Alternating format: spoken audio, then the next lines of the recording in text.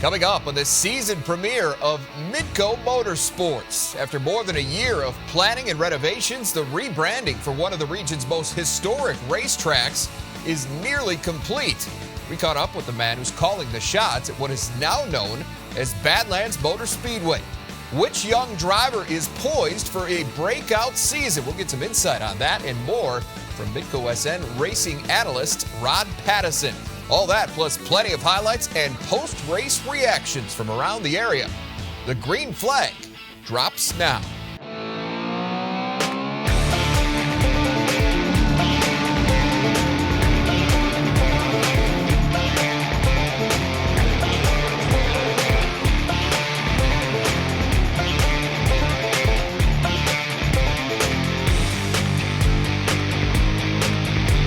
Hello, and how is everybody doing? I'm Jay Elson, and this is Midco Motorsports. Well, much of the recent racing talk in our region, particularly over the offseason, was centered around the sale and conversion of Houston Speedway to what is now known as Badlands Motor Speedway. Chuck Brennan has invested a lot of time and money in his quest to create one of the finest facilities in the country. And while the construction phase of that project isn't quite complete, he looks to be well on his way to doing just that. How excited are you that it's finally time to race? Well, first of all, it's the quickest year I've ever had in my life, I think. This is really flown by, and it's exciting to finally be here and get everything up and running and get everything going. It was a lot of planning, a lot of work by a lot of folks to pull off this much of a magnitude of an event, especially in the racing world, that's really never been done before anywhere in this area. Well, one of the questions that I had, and I'm sure a lot of other people had, when it was announced that you were going to be the guy that was going to be purchasing this racetrack is, why would a guy that had no previous professional experience in the racing business want to go ahead and take this on? So let me ask you, why'd you want to do this? It's probably a really good question. I ask myself that damn near every day. I just approached the Rubens. I've been working with them for a long time. I own a company called Dollar Loan Center, and we've been advertising at the track for probably a dozen years, and it was one of my best forms of advertising out here. And I approached the Rubens when I was opening up Badlands Pawn Gold and Jewelry and wanted to rename the track Badlands Motor Speedway. And they had came back to me and said, they've been doing this a long time. Their father had passed away. The passion wasn't quite there. They didn't have the funds available to really bring it to the next level, and they approached me about buying it.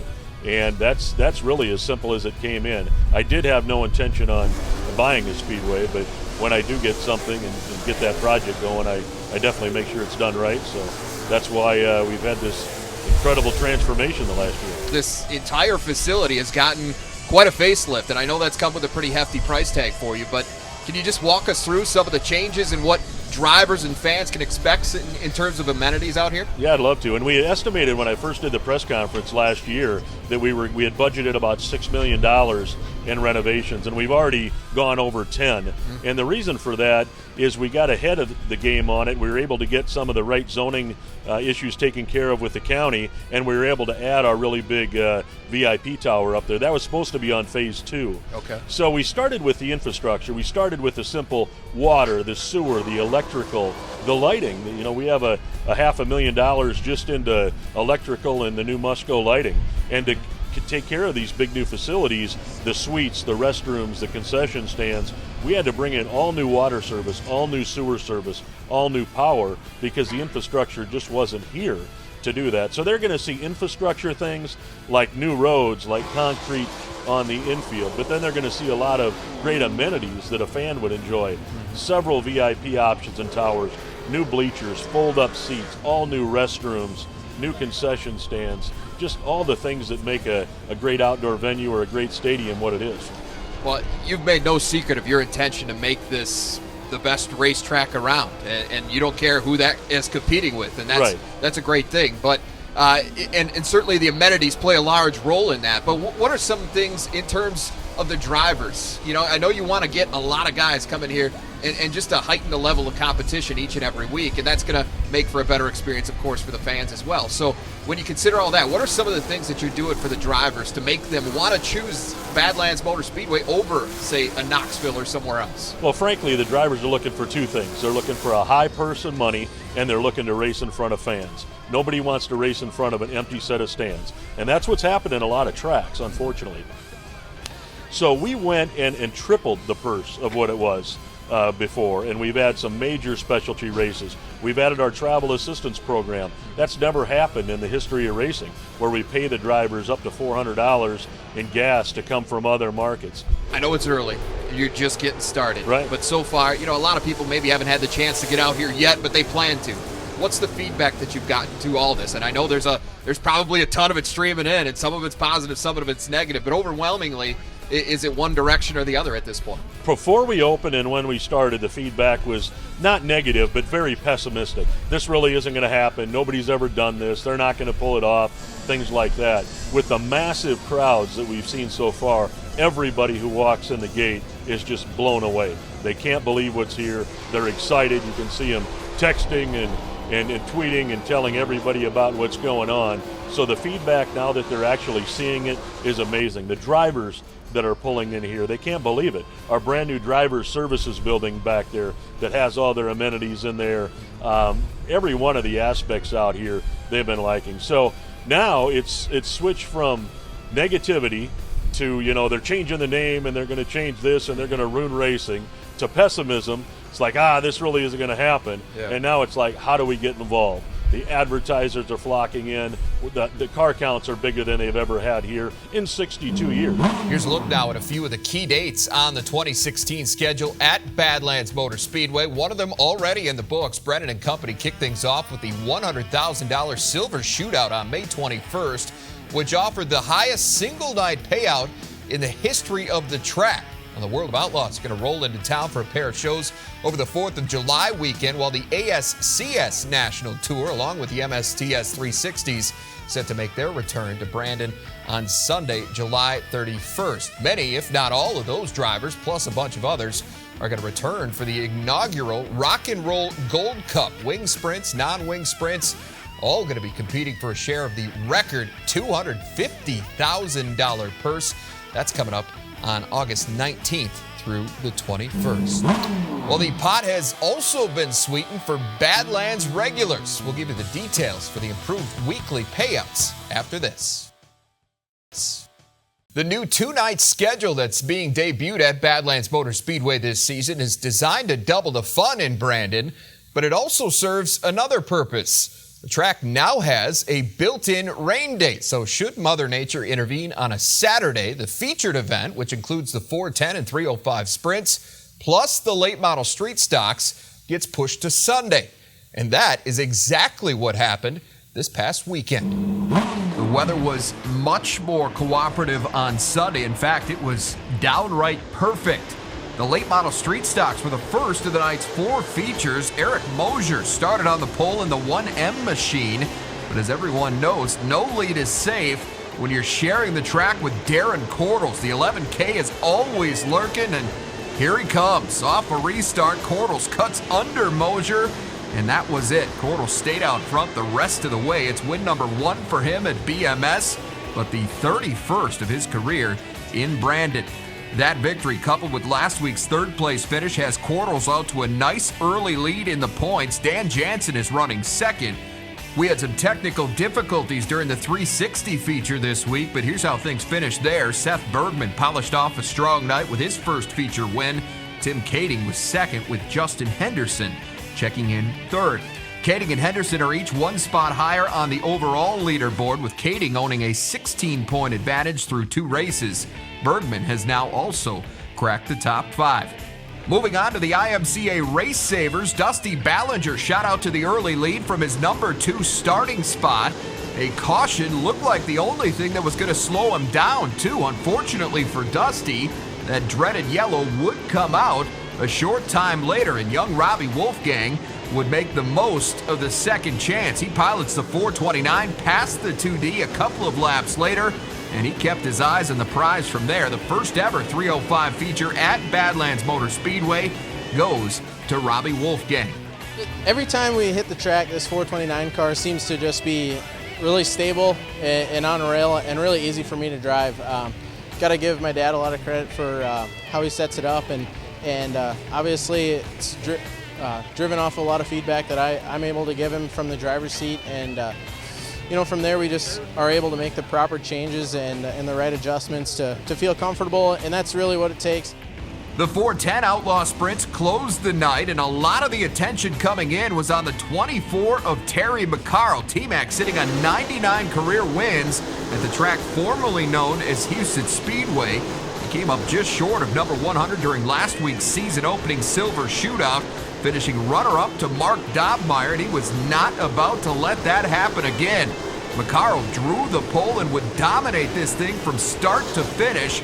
He goes wire to wire to reach the century mark, which also earned him the night's $10,000 payday. But it's actually nerve-wracking to be on the pole because the only one thing you can do is win. If you don't win, it's kind of disappointing. So, but that car was really working great tonight. We learned a lot last week, and it's actually a different car, a new car. So Doug Rankin and my guys just really had a snowplow.com car just rolling around pretty nice. Been pretty lucky, really. It's just something about Houston and then now Badlands. It just fits my driving style. I just think it's such a fun racetrack, and it's throws so many different things at you in one night. You really got to be on your game as a driver, but you got to be on your game as a mechanic too. So, we missed the setup last week and it cost us. So, felt like we had a really good car this week. McCarl is off to a great start in his chase for a 9th track championship. He's currently 33 points clear of Dobmeyer. Linton Jeffrey is 34 off the pace in 3rd. Kading and Justin Henderson sitting 4th and 5th, respectively.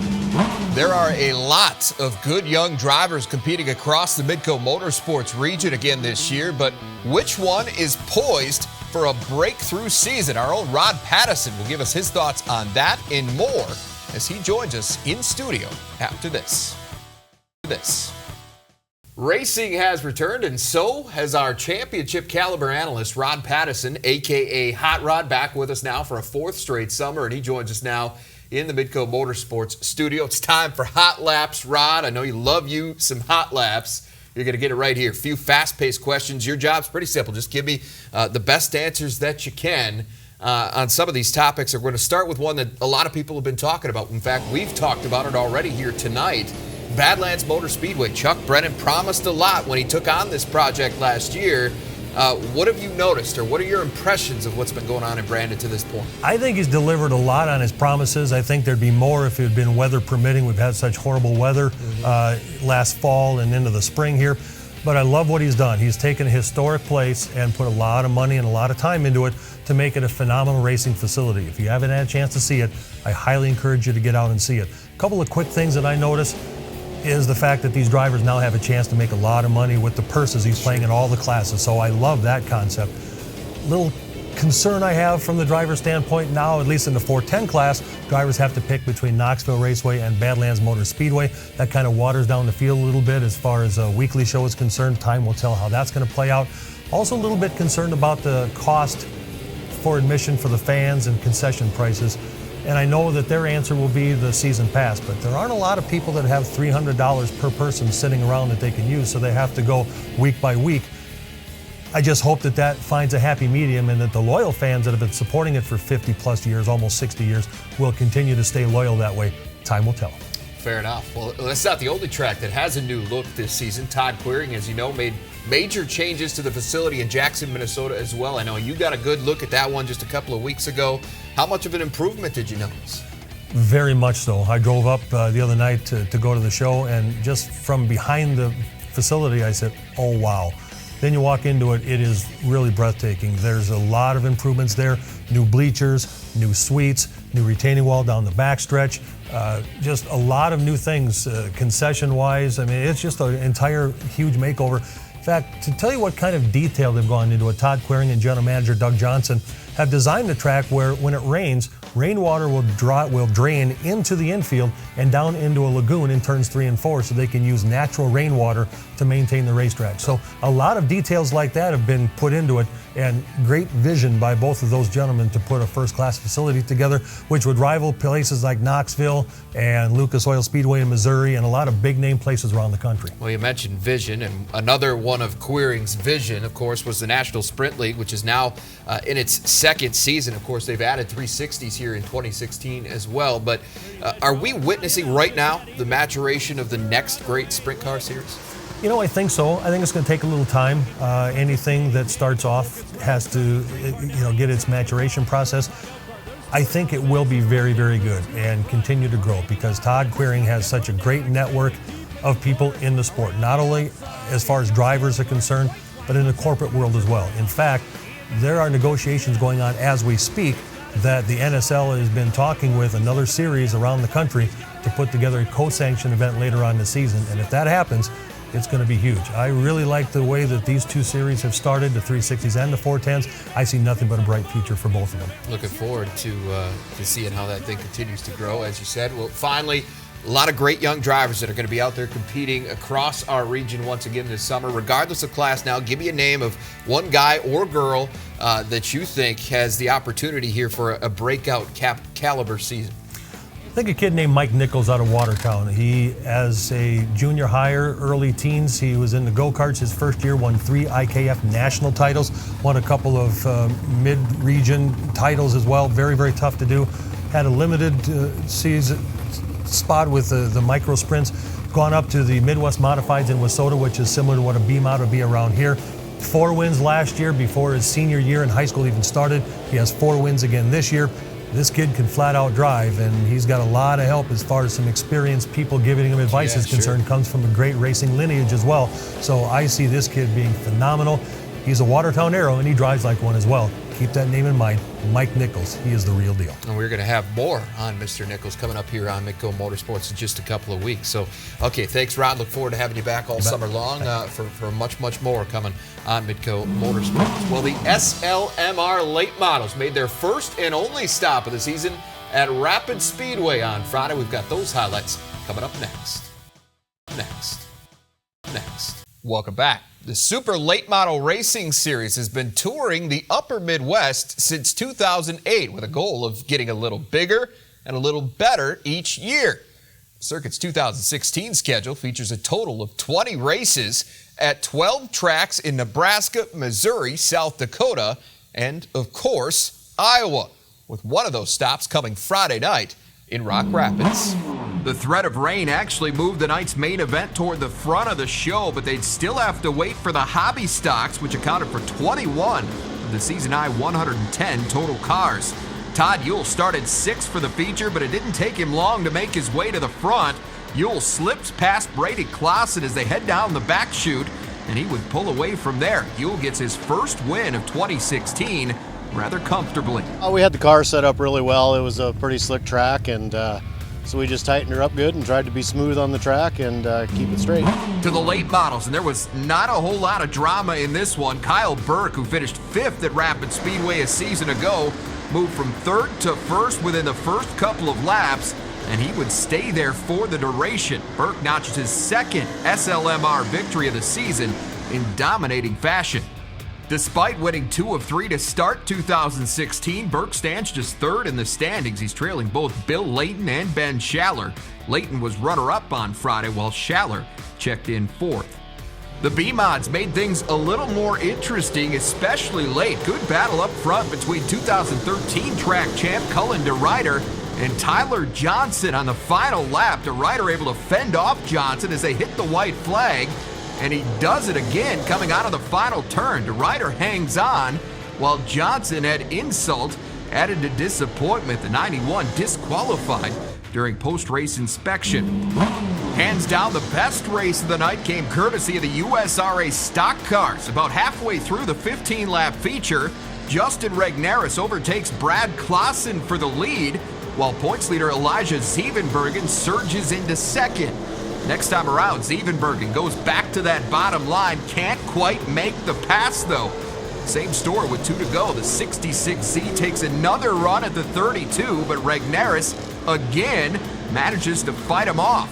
Zevenbergen would ultimately settle for 3rd, while Regnerus goes on to collect his first win of 2016. We got up to the high side there after the first couple of laps. Kept riding the rim and holding everybody off. I could hear them behind me. Zevenbergen may have finished 2nd on Friday, but he still holds a 9-point edge over Regnerus for the season. Rich Gregoire is 30 points back in 3rd, with Eric Gall and Roger Verdorn rounding out the top 5. There was a different tour in Watertown on Thursday as the Advantage RV Modifieds kicked off their 6th year at Casino Speedway. The street stocks led things off. Pole setter Andy Rosso had command for about the first half of this race, but he'd get some company late. Keith Tourville, who had worked his way up from 5th, overtakes the 99 for the lead with 9 laps to go, and he wouldn't look back. Tourville takes the checkered flag for his first win of the season at Casino Speedway. Moving on to the Midwest Modifieds, and this day belonged to local boy Mike Nichols. The 18-year-old completed his final day at Watertown High School earlier Thursday, then headed straight to the racetrack, and it was well worth it. Nichols drives the 67 car to the lead on lap 2 and goes on to capture his second feature win of the year at his hometown track. I just kind of had a game plan that I was going to run the bottom till either the lap traffic got in my way or somebody drove around me and the top was a faster line. So it was a great learning experience tonight again. I mean, you learn every night you hit the racetrack, and so it was great. The bottom definitely worked for us, and I'm glad we figured it out real soon. Nichols' mentor Scott Ward looking to follow suit in the night's main event. The 37 looked well on its way. Ward built a huge lead over the first 13 laps before a caution brought him back to the pack. That opened the door for Corcoran, Minnesota's Dave Kane, and the 2C drove right on through. Kane, who almost didn't make the trip to Watertown, is now awfully glad he did. He leads the final 26 laps for the win. The race started out pretty much all over the place, but I seen that bottom was looking really good, and I've been here before. It pretty much, I could tell it was going to happen, and luckily that first caution come out and we crisscrossed. I ended up on the bottom right away, so I didn't have to really fight to get down there. It worked out pretty good. Well, we have reached the white flag. We'll wrap things up with a look at your Midco Motorsports calendar next. Here's a look at your Midco Motorsports calendar for the weekend ahead. Enjoy the races, everyone. We'll see you back here next week.